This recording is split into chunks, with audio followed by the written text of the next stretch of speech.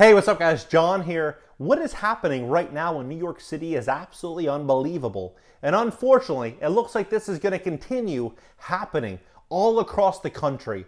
And what I think is very likely going to happen next is going to be a great reduction across all rental properties throughout America in these cities that implement these same policies for both residential rents and commercial rents, simply because the current rents are unsustainable. Products have increased greatly in price, incomes are going down, and we're going to have mass layoffs. Did you know roughly 92% of all restaurants are unable to pay rent in full? And that was before the new mandate. This is New York. And 75% lost more than half their revenue in 2020, again before the new mandates.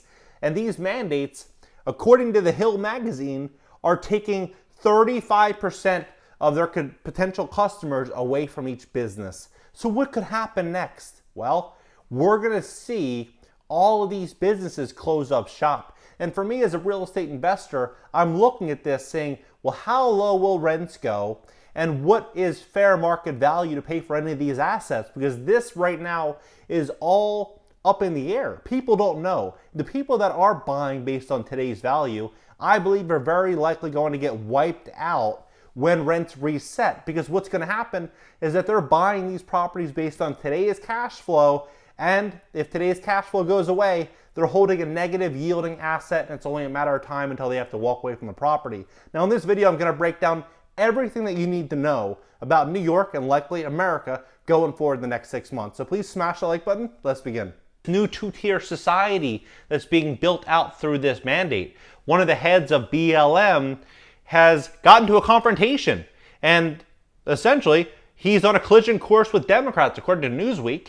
And what's happening now is we're having segregation enter the world again. That means that you're excluding a tremendous amount of black New Yorkers from engaging in everyday actions.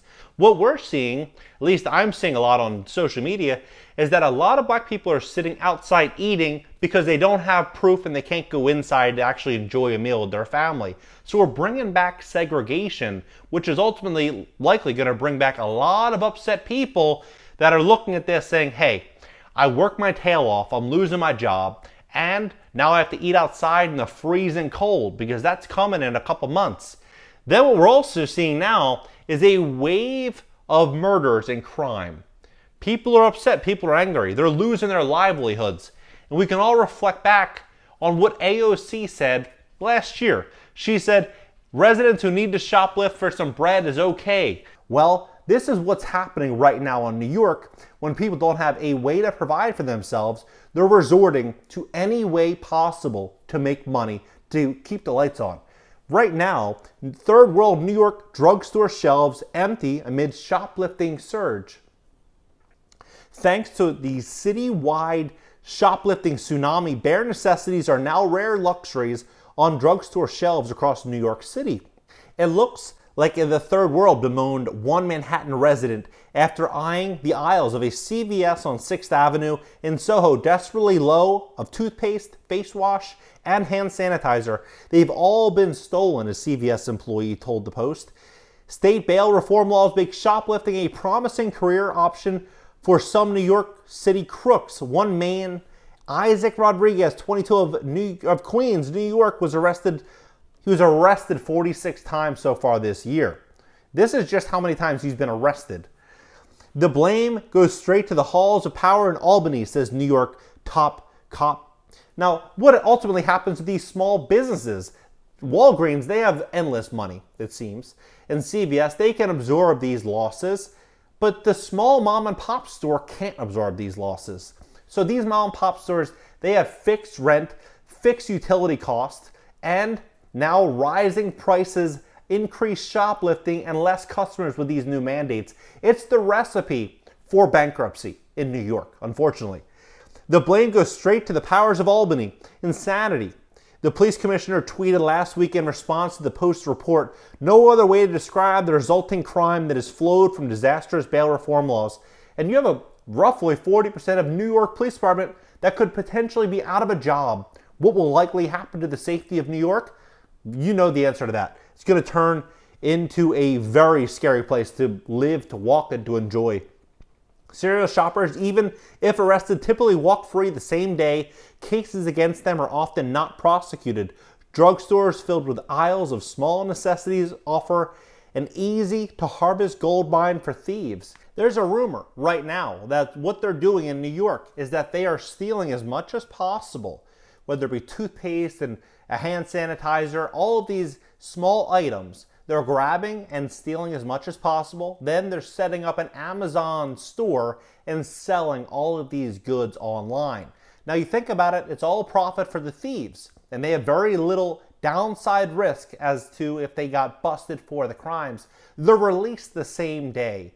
And so what these thieves are doing, that are now many of them out of work, is that they're going to these stores and just stealing everything, which is ultimately going to collapse a lot of these drugstores. And these drugstores are going to change up their business models because it's simply not sustainable. How long can you stay open if all of your products and services are stolen?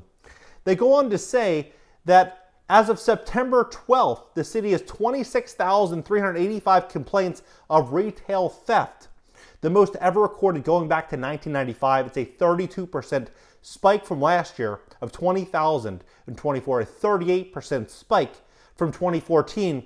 And there's 77 other thieves right now walking the streets of New York with rap sheets of 20 or more shoplifting charges. So this is likely going to only continue as this city starts spiraling out of control with all of these new mandates.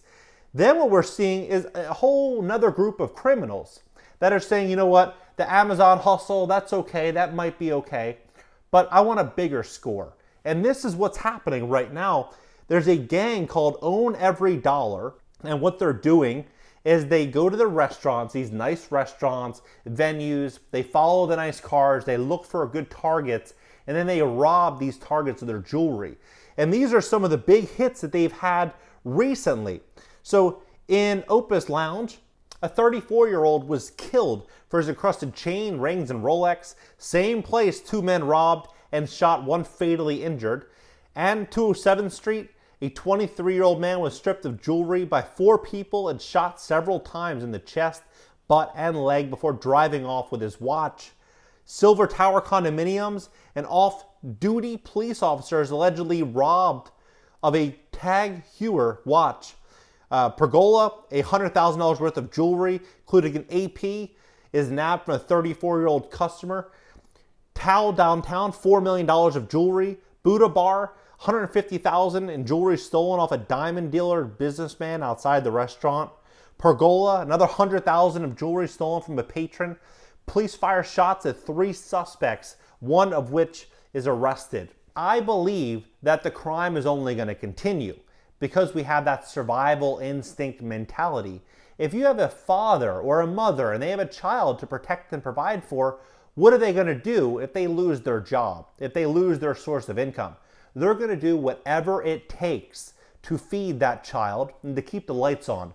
That is what New York is going to do. New York is going to be pushed into a corner, and I believe we're going to start to see crime really skyrocket there, and I think that it's going to be inevitable that this continues to go from one city to the next and to the next and the next.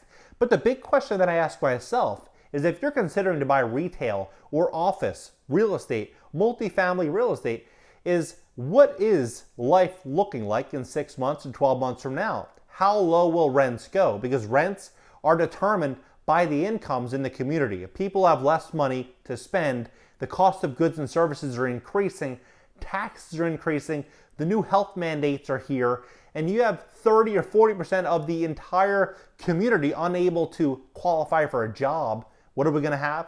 We're going to have a real problem on our hands. That's what I see happening in New York. And I think it's going to come all over America, as I've mentioned before.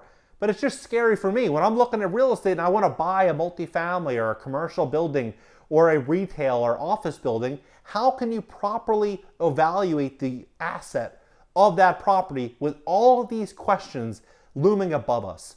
What do you think? Where do you see rents going in both commercial, office, residential? Where do you see everything going over the next 6 months with all of these new mandates? Drop your comments below, smash that like button, subscribe here, consider subbing on my second channel, my personal channel. I'm going to leave links pinned down below. YouTube Success Blueprint. To learn more about growing your YouTube channel and creating passive income as a YouTuber, register for my YouTube Success Blueprint by clicking the link in the description below this video.